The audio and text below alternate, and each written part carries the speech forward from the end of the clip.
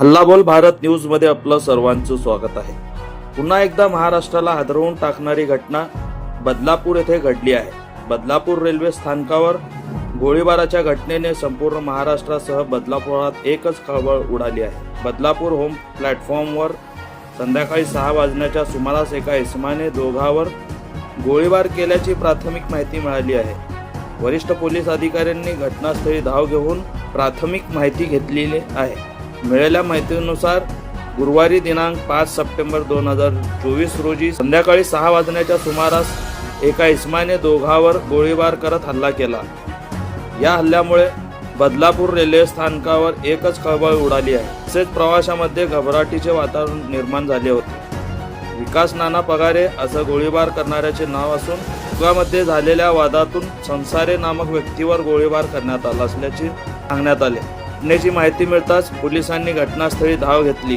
या प्रकरणी तपास करण्यात येत असून या घटनेचा व्हिडिओ सोशल मीडियावर व्हायरल होत आहे। स्टेशन मास्टरने दिलेल्या माहितीनुसार चौघांमध्ये बदलापूर बाजारपेठेत वाद झाला। त्यानंतर रेल्वे स्थानकावर त्यांच्यात वाद झाला। या वादातून एकाने थेट बंदूक काढली तसेच दोघांवर 3 फायर केले। या घटनेत एकाच्या पायाला गोळी चाटून गेली आहे। ज्याला गोळी लागली तो त्याच्या सहकाऱ्यासोबत उपचारासाठी पळून गेला। ज्याने फायरिंग केली त्याला रेल्वे पोलिसांनी ताब्यात घेतले आहे। आता सिटी पोलीस आणि रेल्वे पोलीस त्याचा जबाब नोंदवत होते। विकास नाना पगारे आरोपी व्यक्तीचे नाव आहे। या घटनेचा तपास पोलिसांनी सुरू केला असल्याची माहिती पोलिसांच्या वतीने देण्यात आली आहे।